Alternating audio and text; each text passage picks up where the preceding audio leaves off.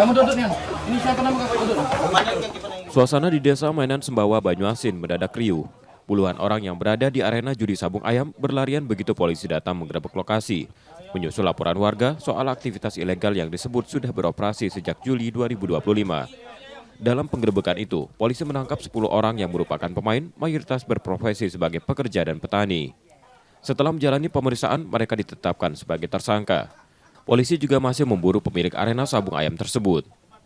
Berhasil mengamankan 10 orang diduga pelaku, termasuk juga barang bukti berupa uang sejumlah 3,85 juta, kemudian gelanggang